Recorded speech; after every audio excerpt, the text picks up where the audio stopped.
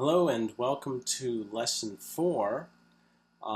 Within this lesson, what we'll be talking about, as you see the title, is called The People's Spring. What it is really just a period, a historical period within the time frame of Western European history, American and European history, and in particular the year 1848, as you see here. The year 1848 was a very significant year within history due to a number of significant reasons. And the first, so let's get started then, is the People's Spring of 1848.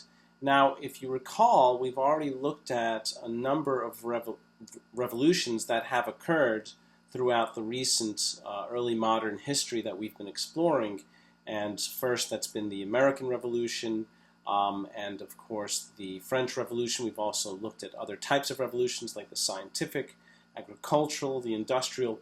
The People's Spring represents kind of a culmination of the values of the Enlightenment that initially began to spur on the revolutions of the early American and French revolutions, but then begin to cement something like democracy within Europe. And so in 1848, we see that over a few months, a number of popular revolts and revolutions occur throughout Europe.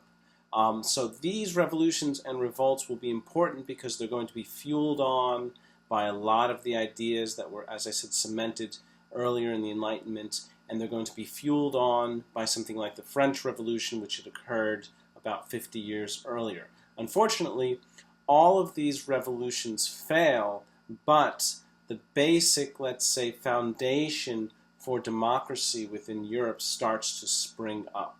So these revolutions are then significant from the perspective that really when we look at something like the modern European scene, and of course we have America, whose earlier revolution was much more successful. Within Europe, in the European scene, it took a lot more effort to bring democracy to these countries. One could kind of ask, well, why was it so difficult in Europe to bring about democracy? Whereas you look at something like America, although we did have a civil war, that was fueled on by different problems. But for example, within America, though, the early revolution, 1776, which initiated, did indeed lead to a very successful democracy, as we all now experience. Well, one of the reasons, which is actually brought up by a French writer who visited America, I don't actually mention him here, but I'll mention him in the lecture, is by Alexis de Tocqueville, and he wrote a book called Democracy in America, and he mentions that one of the reasons for the success of the American Revolution in comparison to the failures of the early European revolutions against aristocracy was the simple fact that in America, well, there really wasn't a history of aristocracy. Rather, what we had in America was a history of colonists who had moved from Europe to America, and although there was a kind of aristocracy through the British Empire and through the British ruling powers during the time, the fact of the matter is that that was not established within America. So in a way, the American colonists who eventually pushed for a revolution had the opportunity to lay down really a kind of very new form of government without any real predecessor or history to fight against within America. Rather, there was just that really nice starting point where, okay, we're early colonists and we can start an entirely new country, new way of living, new way of political rule. Well, within Europe, this was actually not the case because, as we've seen already, France had its old regime. We had, of course, the British monarchy, and we had various monarchies and emperors throughout Europe. And so it was, and these empires find their roots all the way back into ancient times, including the early Roman Empire. It's fueled by, for example, the Catholic Church, which played a part in politics at the time. So it was very difficult for the Europeans to kind of throw off the chains of aristocracy and bring in a new era of democracy. Okay, but eventually, of course, they did, as we see today. Now, 1848 was significant for another type of revolution, well, at least for the early seeds of a revolution, which would occur much later on. And this was brought about by the Communist Manifesto and by what were called communist ideas that were developing during the time. Now, the Communist Manifesto was a kind of a short book, a short manifesto or statement of principles written by two German exiles of the time, one Karl Marx, whose name should be familiar to you, and another Friedrich Engels. And the manifesto itself is a kind of political statement of the ideas and principles of communism as first worked out in a practical context by these two individuals and writers. And it calls for a worldwide workers' revolution and for the overthrow of capitalism to establish a society of communal public property. So what happens with the manifesto is that it's really going to mark the tide of the time. So we have these 1848 revolutions. They're really workers' revolutions, and communism is kind of gaining ground. And communism is a workers' revolution for various reasons, which we'll get into. And it becomes a very powerful force for political and economic change in Europe. And so, as I say there, as we state there, by Marx's death in 1883, Marxist-based socialist parties were challenging governments all over the continent. However, a real communist form of government was not established until you could see almost 60, 70 years later in Russia, where communist revolutionaries seized power and they established the first government based upon Marxist ideology, and this would lead later to the Union of Soviet Socialist Republics, or the Soviet Union. Right? And there's Marx and Engels, Marx on the left and Engels on the right. So what I'm going to do is just go into the basic idea of the Communist Manifesto a bit here. The reason is that the Communist Manifesto, although from the American standpoint we have that kind of history of opposition between communism and democracy, but the fact of the matter is when we look at something like the early communist idea, the early ideas of communism formed, let's say, in tandem with or together with something like the ideas of labor unions and workers' rights. Okay, so it's good to understand what was happening and why the communists began to form their ideals. The difference is that communism made this notion of the worker and kind of the rights of the worker the fundamental standpoint of human existence. This is what Marx does as a philosopher. And in many ways it's going to clash with some of those ideas that we've seen before, where a human being, for example in the Enlightenment, is seen not as someone who is bound by their work and going to be made happy by their work, but rather someone who is, in the Enlightenment, is bound by their nature as human, having certain dignity and rights, and having the free capacity to choose their own destiny. That's very different from the Marxist view. So the basic thesis of the manifesto is that, and here I quote, "The history of all hitherto existing societies is the history of class struggles."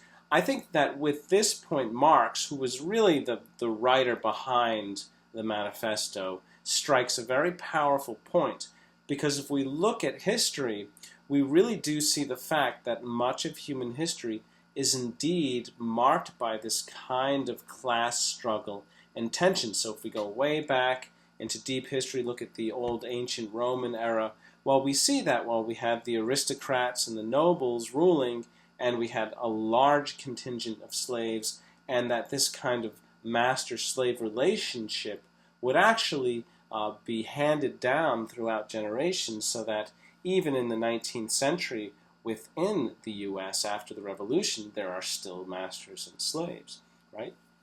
So when we talk about John Stuart Mill in this lecture, we're going to see that he uses this as a way of starting to talk about the inequalities that are still carried on between men and women as well, even after slavery is abolished. Okay, so now this tension, this master-slave tension, changes over time, and we get this opposition between the rich and the poor between the aristocratic and the peasant, basically between the haves and the have-nots. And it's not very difficult to see that today that opposition is still there. So in many ways, Marx's basic analysis of the economic conditions, the social, political, and economic conditions of the human being within civil societies is right on, because indeed these types of tensions, they seem to be almost essential to society to itself.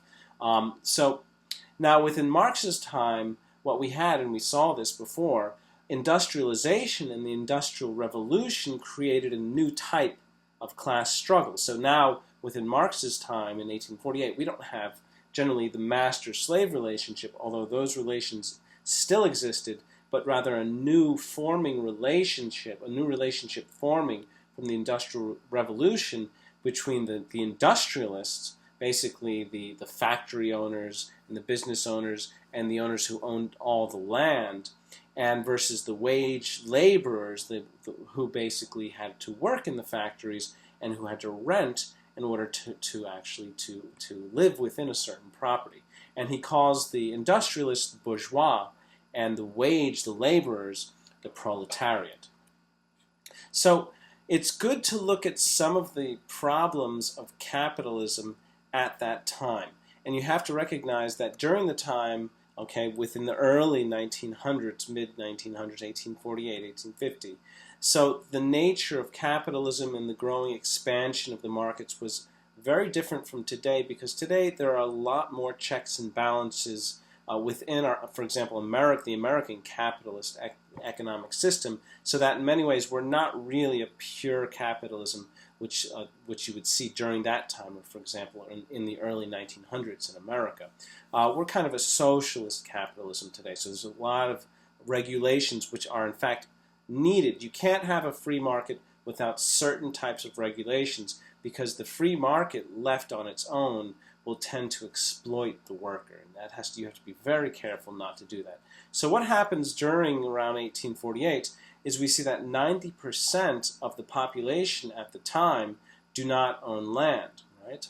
So that means that you have 90% of the population working for these industrialists and paying rent in order to live. So you have basically the industrialists, they own the factories, they own the lands, and in many ways the workers, although this is a new type of opposition, but they're basically working for these industrialists, and they're paying the industrialists money just in order to live. So kind of like the serfs of the old aristocratic times. Now if you look at the situation today, it's really not that much different. We have basically some 10% of the population today owning most of the wealth, and the rest of the population working for basically minimal wages today, and also accumulating large portions of debt. So in many ways we have this type of opposition today which Marx talks about, but the opposition is slightly changed, but it's still there.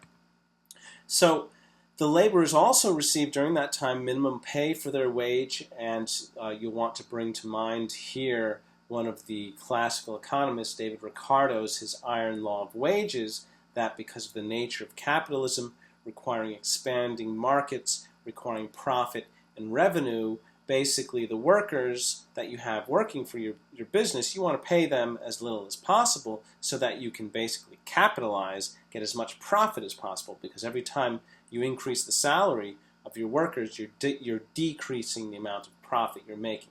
Now, of course, that becomes in a way unjust, because now you're not paying your workers what they rightfully need in order to live beyond subsistence. That's why you need some kind of market control. And from that perspective, what evolves from something like these early revolutions is something like labor parties. In a way, when you look at early communism, communism was really kind of just the early fruits or the seeds or the foundations of something like the idea of a labor party.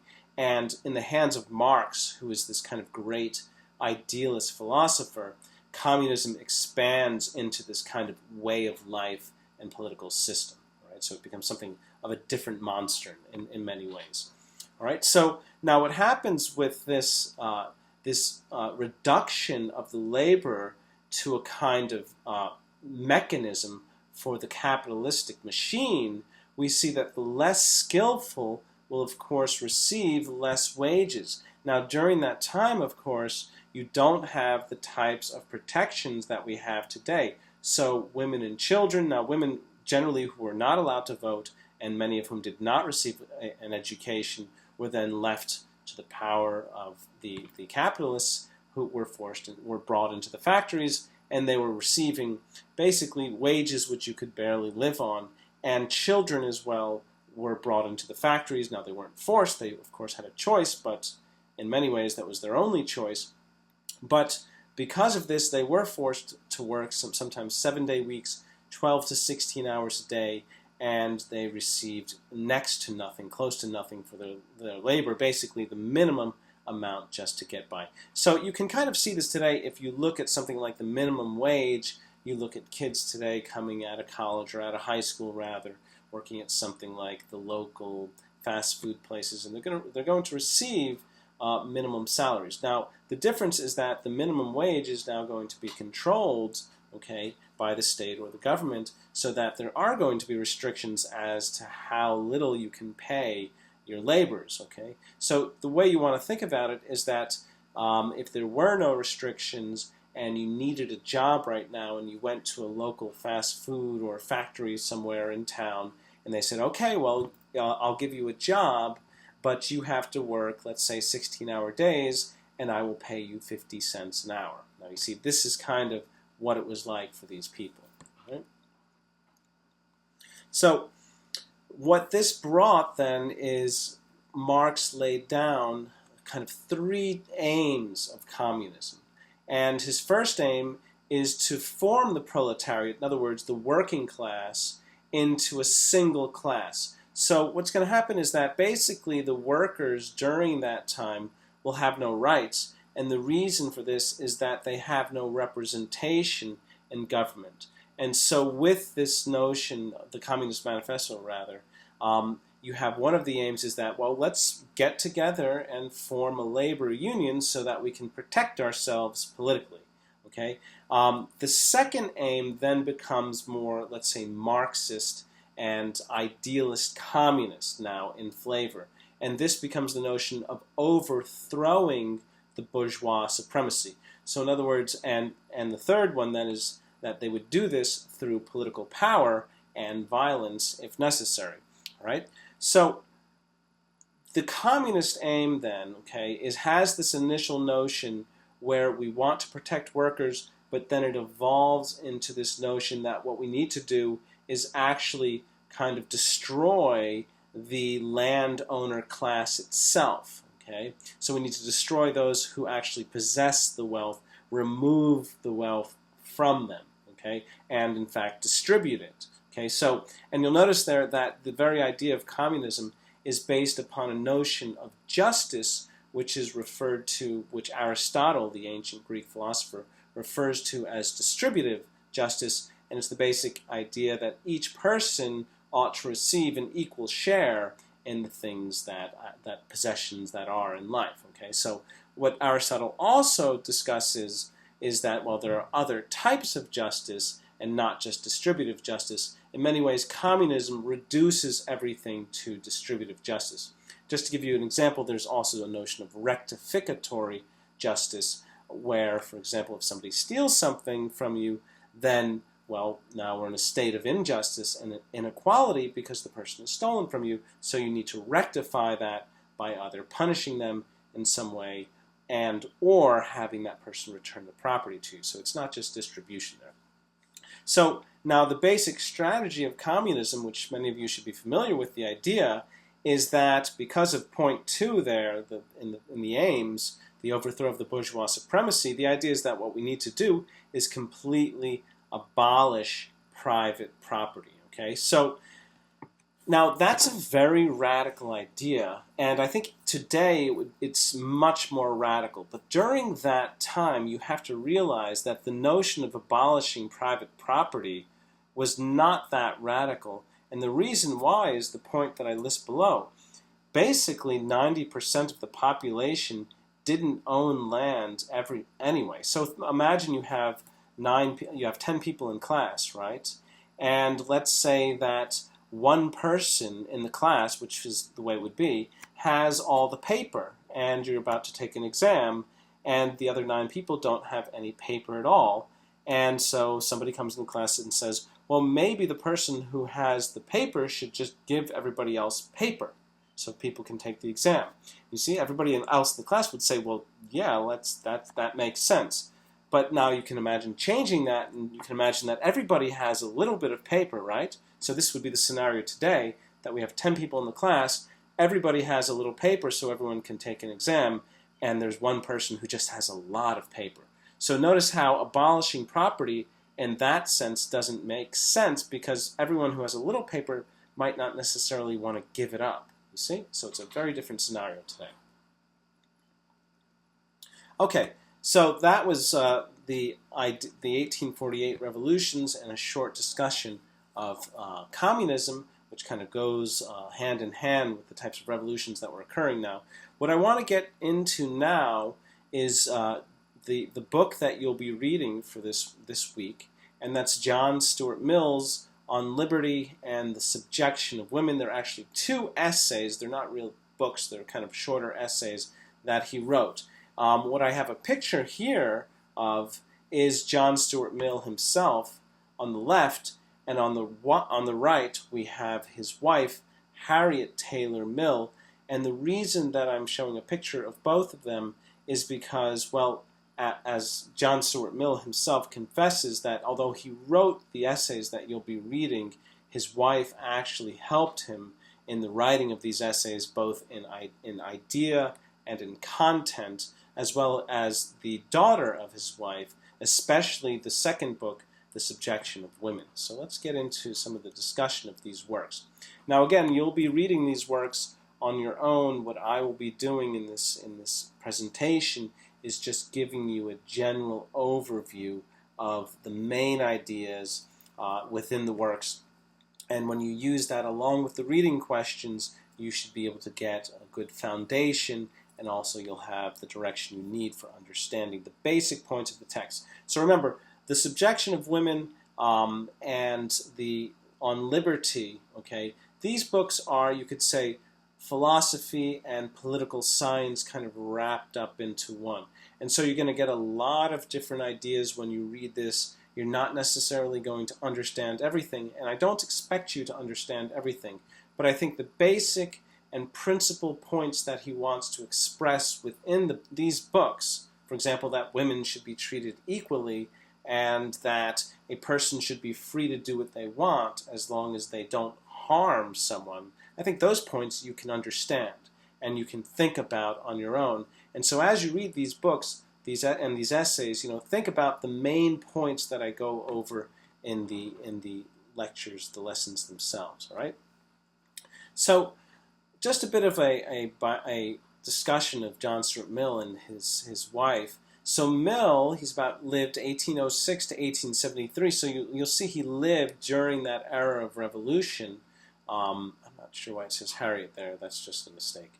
So he was a British philosopher and political economist, and he's generally considered the standard bearer of 19th century liberalism. So just so you understand, liberalism, okay, was a type of political view which is kind of represented in something like the Libertarian Party today. And it's the basic view that in issues of government, freedom and choice ought to be given the precedence, be given basically a primary consideration. All right? So if there's a choice between whether we should make a law to restrict freedom or not, the libertarian will always side on the standpoint of freedom. And the basic idea for the libertarian is that, well, government power should be restricted as far as possible, and that a person is responsible and should be responsible and should be free to make their own decisions. Okay, that's the basic idea. So John Stuart Mill will be he will be an activist and politically active, and he'll espouse freedom, equality, and the rights of women. He's going to befriend and later marry Harriet Taylor Mill. So let me give you a few more sort of biographical details about John Stuart Mill that I haven't written here. just for the sake of space. So Mill was something of a genius in his time when he was, his father was James Mill, and his father was a kind of philosopher and a teacher as well. And his father was best friends with another fellow named Jeremy Bentham. And Jeremy Bentham is usually called the father of utilitarianism. Utilitarianism was an ethical view which basically had the fundamental or expressed a basic principle or thesis about how to act. And according to Bentham, the basic principle was that, well, we should so act as to maximize happiness for all. That's the basic idea of utilitarianism, that action, right action, should be based upon maximizing happiness. Now, John Stuart Mill's father, James, was very good friends with Jeremy Bentham, and Jeremy Bentham kind of converted James Mill to this ethical theory, and James Mill then taught his son, kind of indoctrinated John Stuart Mill at a very early age into this kind of view of utilitarianism. So John Stuart Mill was a large proponent, a strong proponent of utilitarianism at a very early age. He was also a genius, as I mentioned, at the age of 3 or something, his father had taught him ancient Greek. At the age of 5, he had learned Latin, and at the age of 7, apparently, he was teaching his other siblings Latin and Greek and various other disciplines. So he was quite sophisticated, and also in his writings, he's quite brilliant. And when you read his books, it reads very fluidly, and you'll see that he's an excellent writer. And really, just kind of reading his works, you kind of learn kind of the art of writing just by reading his works. So, another tidbit of history, his wife, Harriet Taylor Mill, now she's going to be a British philosopher and advocate for women's rights as well, and she will also write a number of works in defense of freedom and equal rights. Many of them can be found in her book, Collected Works of Harriet Taylor Mill. Now, what's interesting is that they became friends when she was actually married to another man. And they it was, let's say, a platonic relationship at the time, but they sort of fell in love while she was still married, though nothing came of it, and it was kind of a respectful relationship. And after her husband died, apparently they waited a year or so, and then they got married. Unfortunately, Harriet Taylor Mill died a bit young, and John Stuart Mill was quite devastated by that. He kind of considered her his kind of intellectual companion and his wife and lover as well. So let's get into his book his essay on liberty, which is written in 1849. Now you're going to see in the essay that it's dedicated to his late wife, Harriet Taylor Mill. This is going to be significant because she will influence his basic ideas, especially the second essay that we look at on the subjection of women. Now you'll see, he basically asserts, what is it that I want to talk about in this book? And he says the basic topic I want to talk about is civil or social liberty. And by this he says, and I quote, the nature and limits of the power which can be legitimately exercised by society over the individual. Okay? So what does he mean there? So you have to think about, what are you allowed to do within, for example, this country? What can you rightfully do and not do? Now, the things that you cannot do, that marks the limits of your freedom within this country. And notice how the limits of your freedom will be dictated by social practice and government law. So, for example, if you're standing on line somewhere and you cut line and just stand right in the front, well, what's going to happen? Obviously, people are going to get quite pissed off at you, and they're going to start yelling at you, and maybe somebody might try to forcibly push you back into your place. Okay, so notice how that's a social limit on your freedom. Alternatively, let's say that you're in, I don't know, a classroom or a library, and somebody leaves their computer for a moment, and of course you're not going to do this, but you steal the computer, okay, and you get caught. So what's going to happen is that you're going to be brought to court, and you could possibly be put in jail for the theft. So notice how that is also that's a different type of limit. It's a limit based upon law, so that you can't steal.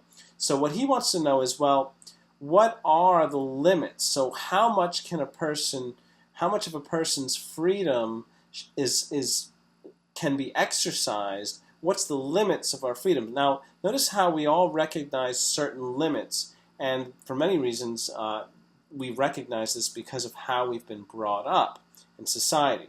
And we also recognize certain natural limits. So, for example, we recognize that if somebody starts, hitting you, well, there's something wrong with that, right?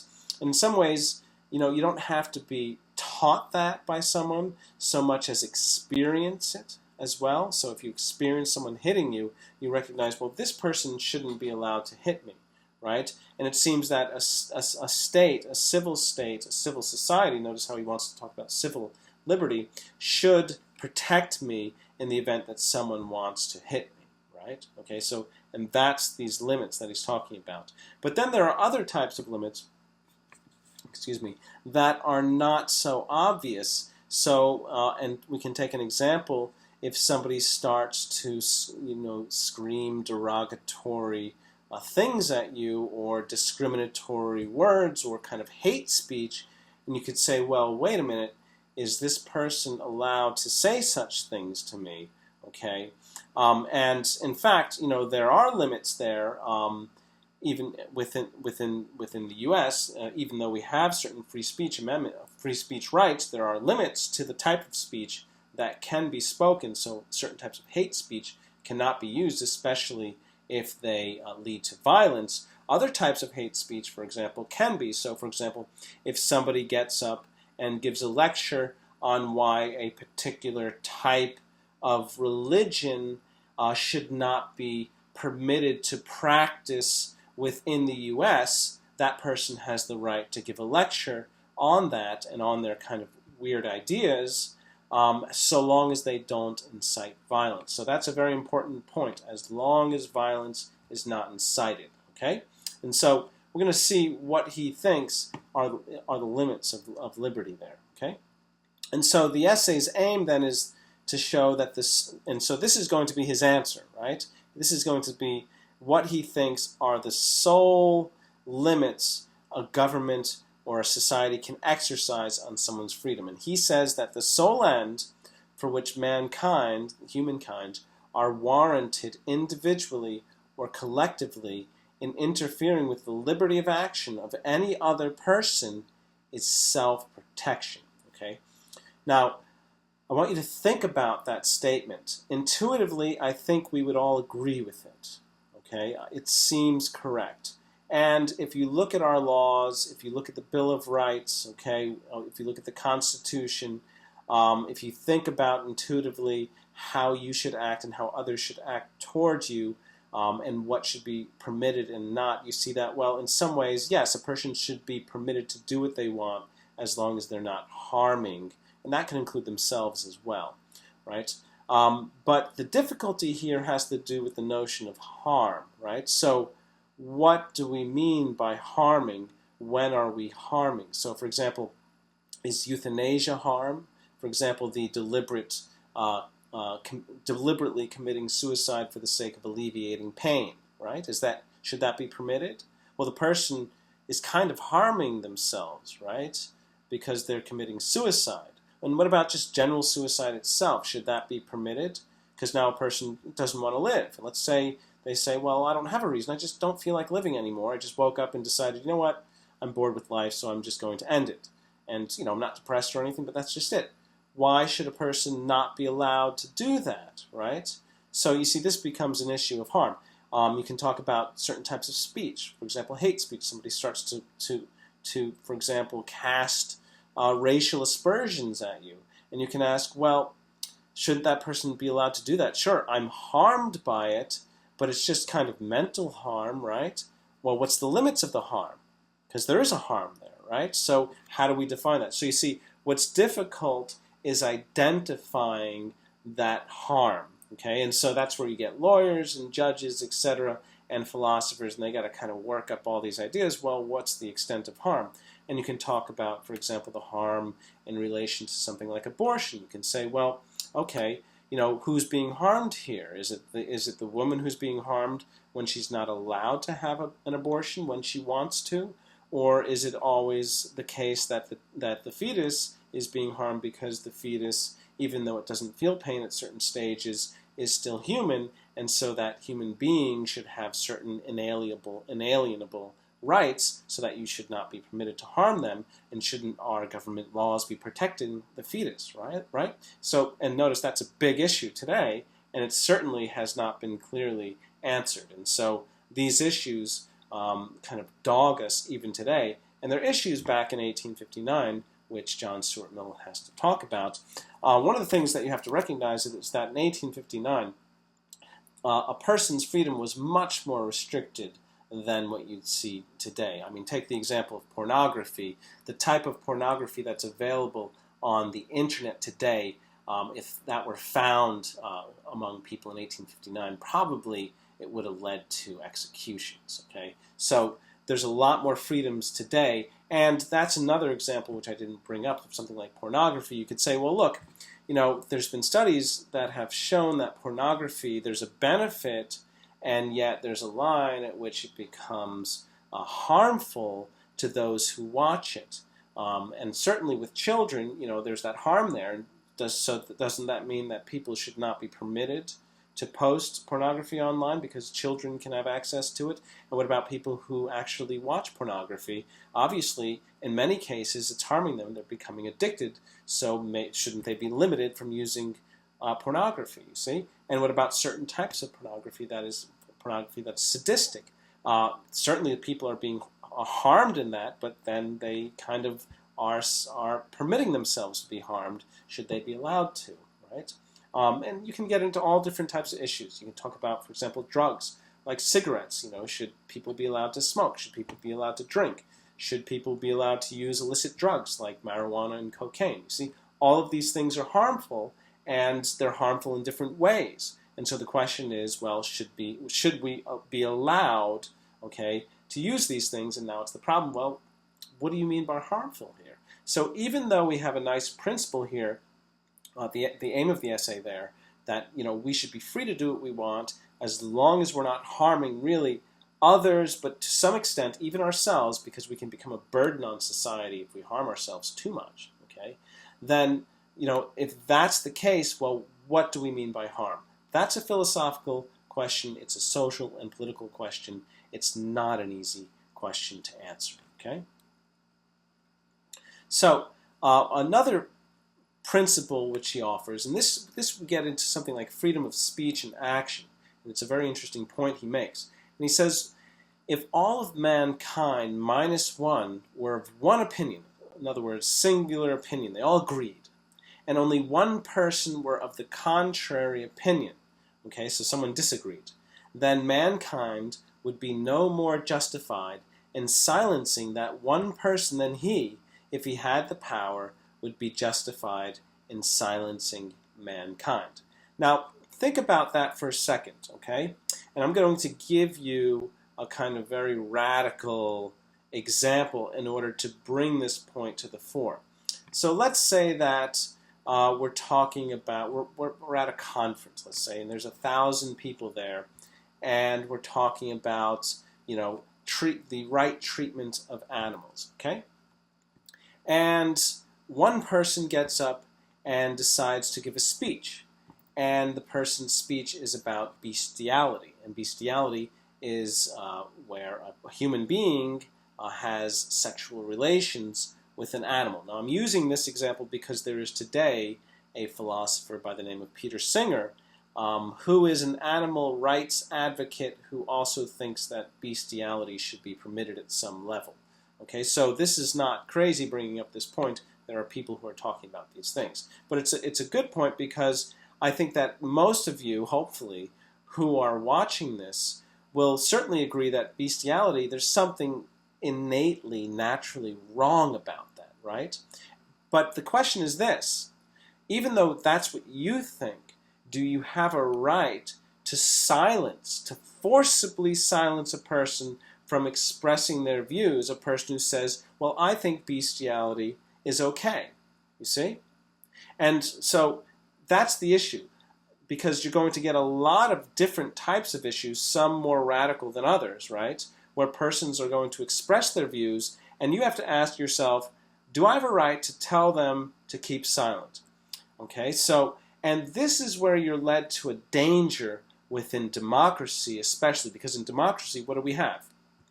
We have a vote generally by majority, and the majority will basically rule. So, and that's obvious, for example, in an election, for the most part, if you know, including the electoral votes, for example, for the president, you see that, well, what most people want, at least the candidate, is the one who wins. And also this holds for the for the Senate seats and the House seats, etc. Okay, so, but the danger then is that within a democracy, the majority is going to rule, and if that's consistent, that means that a minority opinion is going to be oppressed. Okay, so if you have an issue, such as let's say the use of alcohol, which at one time during Prohibition era in the 1920s in America was indeed an issue, and where majority is saying, look, people should not be allowed to drink alcohol, and there can be a minority who says, well, you know what, maybe you don't have a right to tell me what to do. Okay, or you can take another issue, where it says that people, this could be just a kind of trivial issue, that people should not be allowed to wear jeans, and imagine that that issue was actually brought to a vote in the U.S., and the majority of the population voted no, people should not be allowed to wear jeans, and suddenly you can't wear jeans anymore. That seems very odd, but now the problem is that the majority is oppressing a minority who has no right, okay? And so this is a deep danger, very important danger within democracy. We have minority opinions being oppressed and suppressed. Okay, so of course the issues today in democracy are slightly different, slightly more subtle than during Mill's time, because you can have something where even minority opinions today can become oppressive in different ways. Nonetheless, you still need a majority to support minority opinions in order for those opinions to become oppressive in any way, all right? So you still have a similar issue. Now let's look at something like the contested versus the uncontested opinion, which John Stuart Mill talks about. So a contested opinion is an opinion that has been openly heard, discussed, and debated, okay? And what we have here is that every opportunity is given to show its truth value, okay? According to John Stuart Mill, every opinion ought to be contested, okay?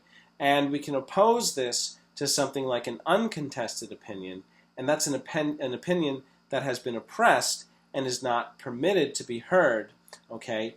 And he says, well, let's suppose that that opinion is true, then if it's suppressed, we'll never know the truth of it, and if it's false, well, suppressing it, we actually don't know the reasons why it's false. So let's take the example of bestiality. I'm sorry for bringing that up again, but it's a very radical thing that I think nobody would agree with.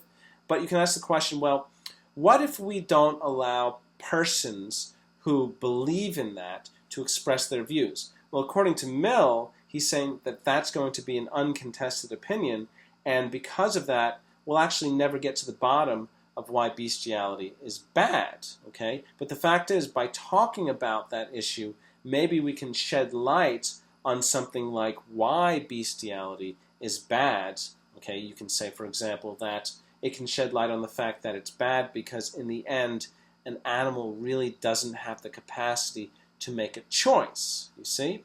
And because it can't make a choice, then in a way, regardless of whether the animal seems to like or not like whatever's happening, the fact is that it's really not able to make a choice. And okay, I mean, the issue here is very is analogous, but you can say that in a way that applies to something like pedophilia, where children, okay, they can like or not like things because that's human nature or animal nature, but in the end, they really don't have a choice.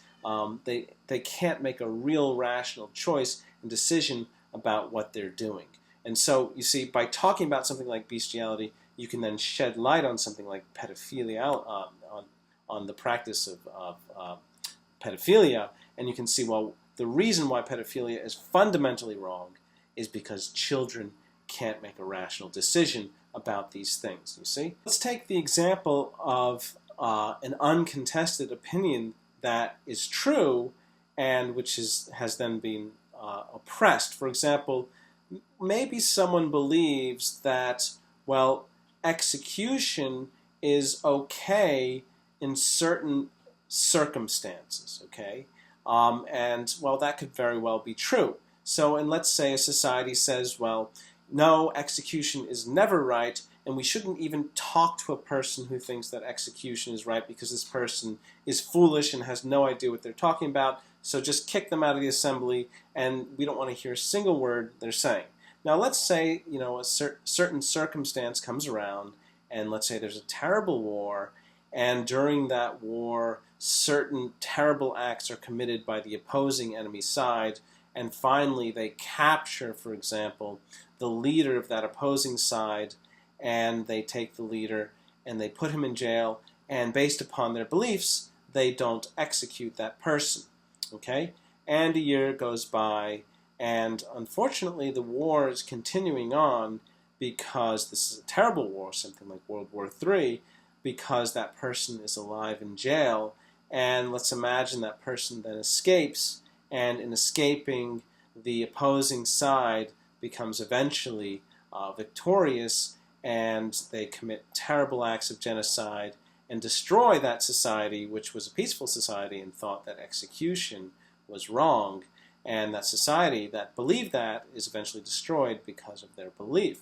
Now, it's a tough situation to get around, but you can see here that, well, maybe in that situation, executing that leader who had committed heinous genocidal acts would have been the right thing to do for the sake of self-protection.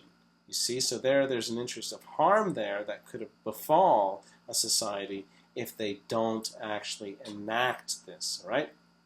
So that's an example of how not talking about an opinion could lead to disastrous effects. Maybe not the best example, but it's an example, right? So the next, what Mill gets into a little bit thereafter is the notion of individuality. And by individuality, Mill does not mean just the right to, you know, make your own choices and to do what you want, okay? That's a more, let's say, modern, postmodern view that we have today in America. And in many ways, it's a kind of naive view.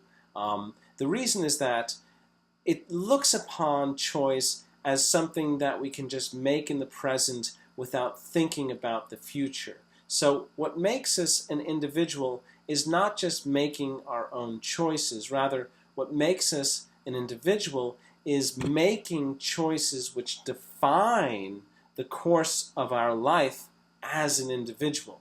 And so the basic principle which Mill espouses here is that all human beings should be free and equal to pursue the path of their choice, and so to define their individuality throughout their lives, okay?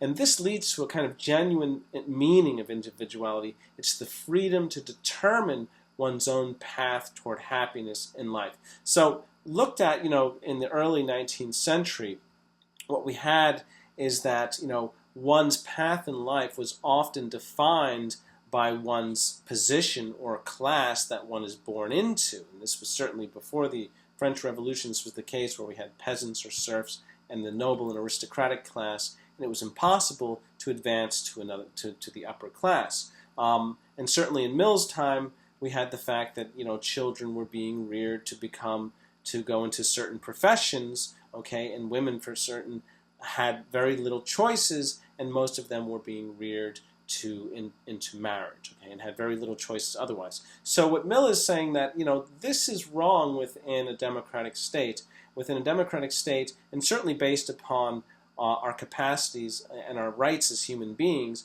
we should all have the capacity to define our life the way we want it. But notice that's not just this kind of raw, naive individuality where, I can do what I want. Yes, you can do what you want, but, what you do is going to define the outcome in your life.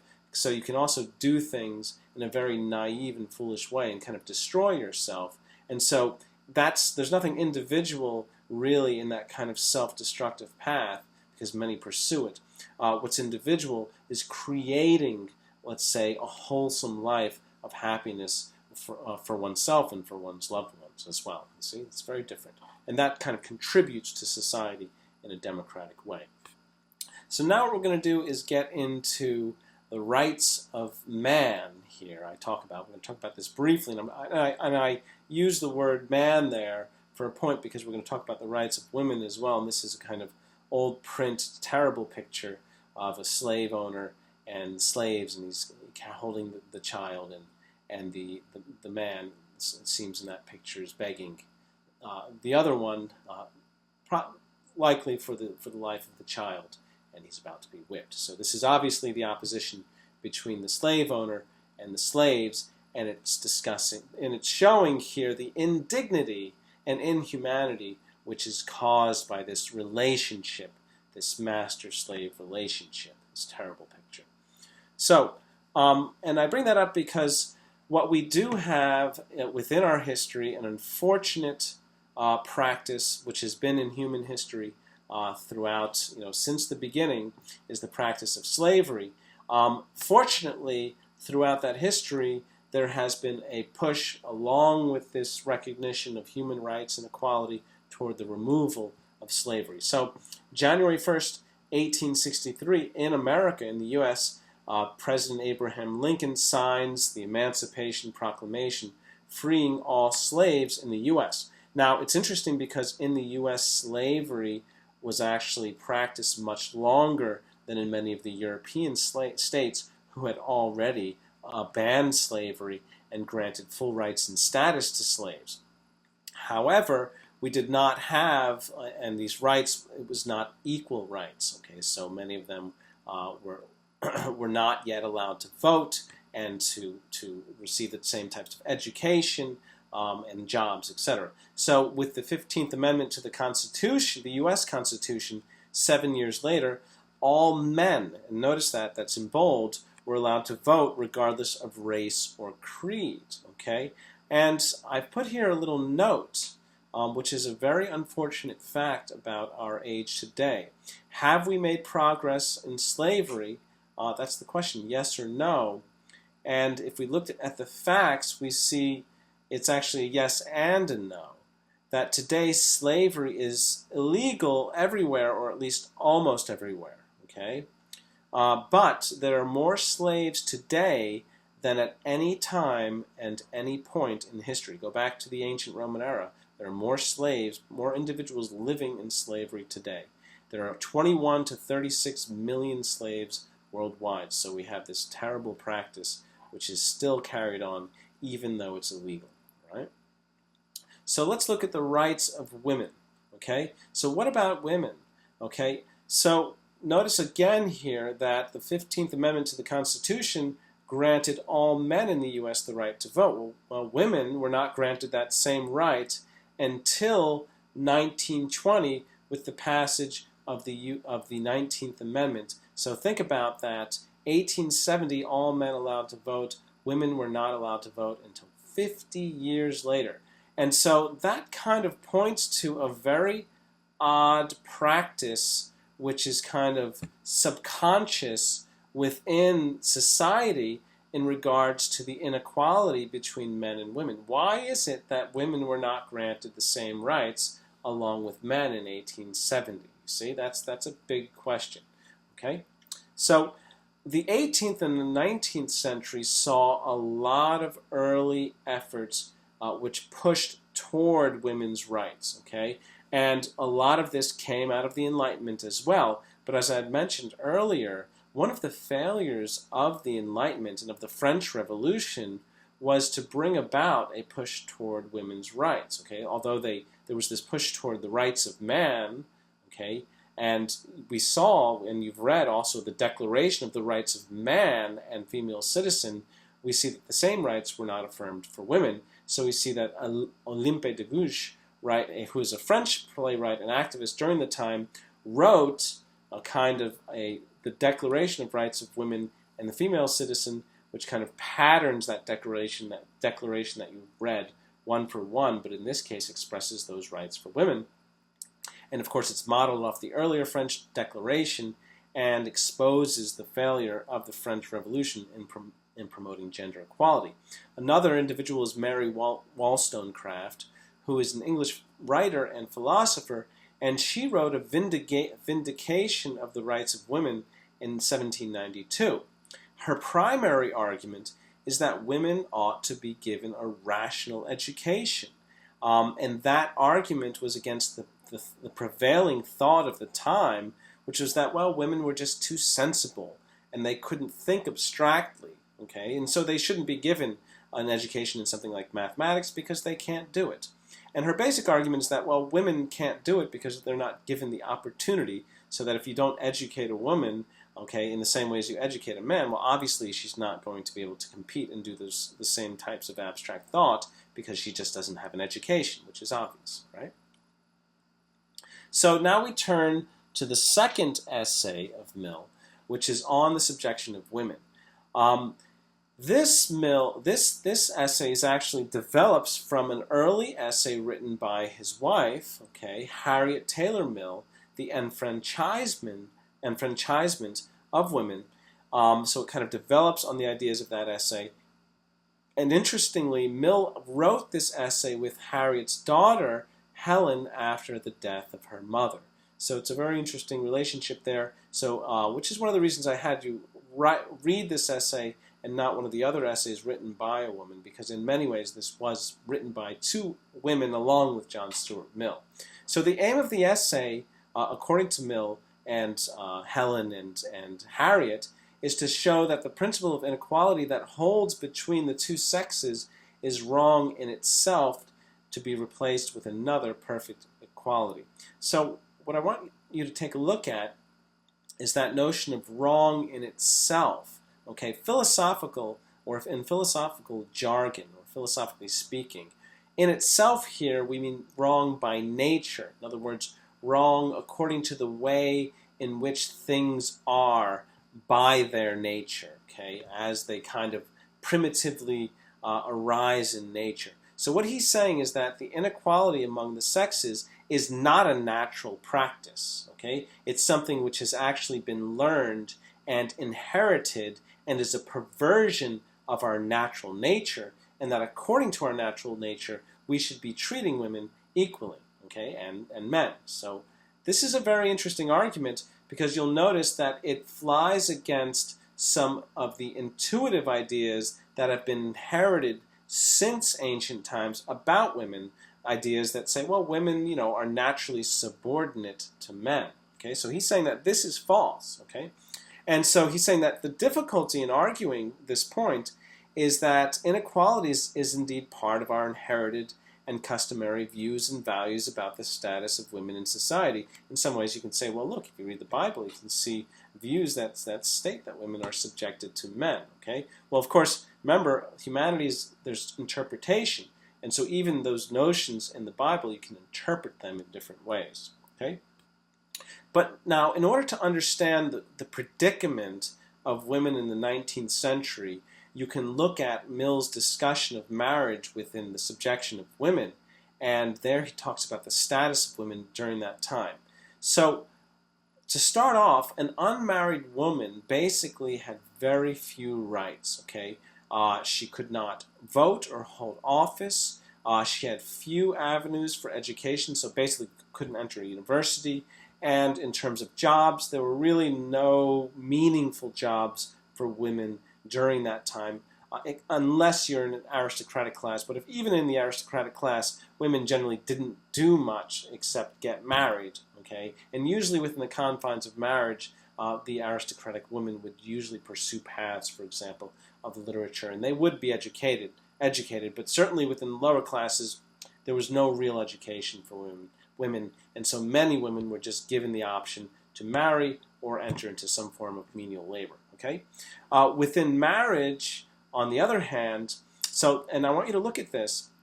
During that time, marriage was a type of contract. It was a legal contract, and when a woman was married to the man, she then became legally bound to her husband. Mills called it a legal bond servant, almost like a slave. Okay. Now, how does that work, and why is that the case? Because legally, now think about this. This is by law. So that means if you were to get married in the 19th century as a woman to a man, all of your property would immediately be turned over to your husband and now would belong solely to him.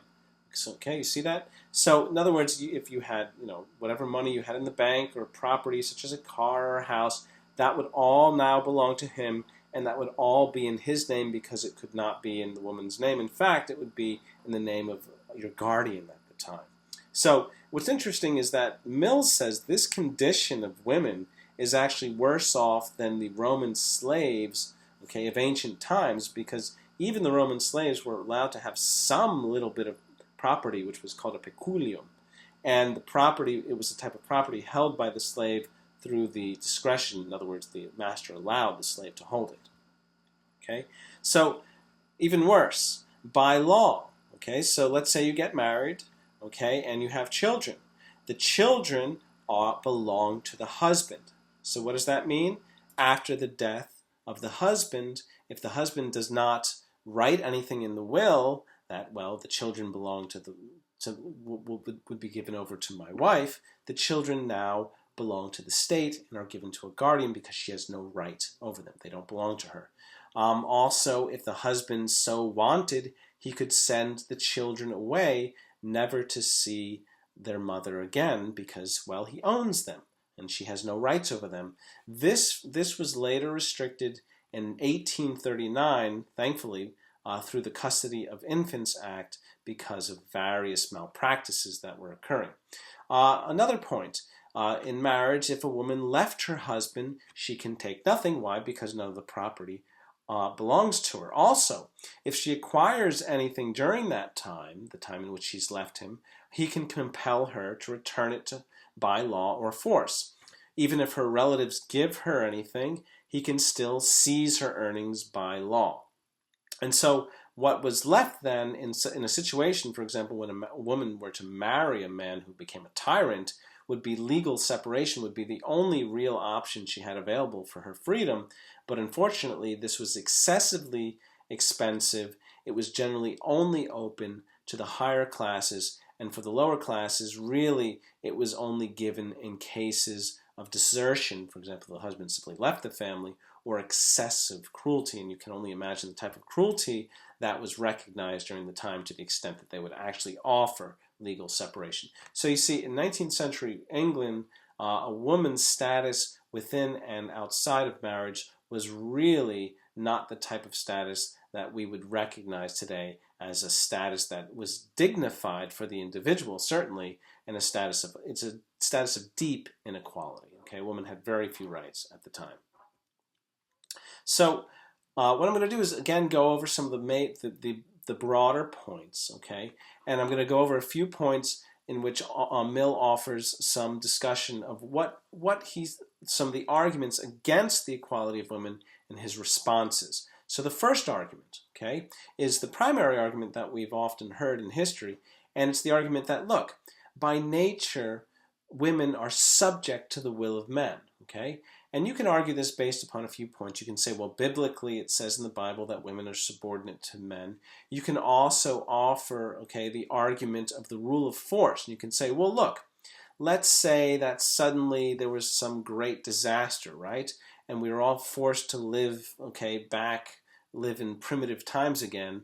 Well, what would be obvious is that since women are the weaker sex, well, women would be forced to obey the rule of men, right? So in some ways, you can say that would be the case. The stronger would survive. But wait a minute, it's not just women, because there are men who are also stronger than other men. So what that would mean is that, well, the weaker men would be naturally subject to the stronger men, right? And so Mill's argument against this, his response, is that actually, when you say that women are weaker than men and should be subject to men, you're actually using an argument which is used in support of the practice of slavery. And this argument is just a primitive argument which is persisting today, which supports slavery, and it should be absolutely excised from our vocabulary. Okay, so if we look at primitive societies, we do see this, that in primitive societies we have this rule of force where weaker men must submit to the stronger men, and weaker women as well. And the strong hold sway over the weak, and the weak are forced to submit. But later societies, civil societies like we have today, are based upon a different principle, which is called the establishment of mutual contract, or what we've seen before, a contract theory, the notion that, well, for protection, groups will gather together and agree to form a society for mutual protection against vicious, barbaric individuals. And notice that they gather together and they agree. So now we don't have this by nature we're being forced, the strong is submitting to the weak. Rather, we have that equals are actually agreeing, or even unequals are agreeing to now gather together and by choice to form a type of society, okay? And so they enact laws limiting the power of the strong over the weak, okay? Now, unfortunately, these rights did not extend to slaves, and indeed, this is Mill's argument, slavery was retained as a natural state for certain peoples, and conquering nations would often view the conquered as inferior. And so what happens is that in Mill's time, his basic argument is that this practice of slavery is then still applied in the case of women. In many ways, those who see women as unequal see women as a type of slave, okay, that should then be in the service of men. And so he's saying this is absolutely unjust and wrong, and it should be removed. This whole natural argument defending inequality is simply false, right? So the second argument that we have against equality, indeed, is that, and here he says that women, and this is an argument you often hear, is that women have voluntarily consented to be ruled by men. So the basic argument there is that women have said, look, I want a man to rule me. Okay? I want to be told what to do. I really don't have the ability to make my own decisions. And the basic simple argument is that a large number of women do not accept this. Now, this is based on simple logic, because if you say that all women have agreed to be ruled by men, all you have to do is find one woman who doesn't agree, then the argument's false, right? And so certainly this is the case if you look at women's rights activists in history. You see that female writers, thinkers, and philosophers have not agreed to be ruled by men, and instead, to the contrary, they consistently sought equal rights and parliamentary suffrage, in other words, the right to vote. They also sought equal education in the same branches of knowledge as men. They sought the right to enter the same professions and occupations, and you see protests in Britain, US, France, Italy, Switzerland, Russia show that in fact women do not submit to this type of rule. And of course today the battle, the fight is still ongoing. Women do not accept this kind of state of inequality. Rather, there is the push toward equality, which there should in fact be, right? And finally, he goes over in the last chapter the benefits of equality, okay? And so what would be the benefits of having women treated equally in society? Well, we can look at a first benefit, and we see that human relations, as a result, would be regulated by justice rather than injustice.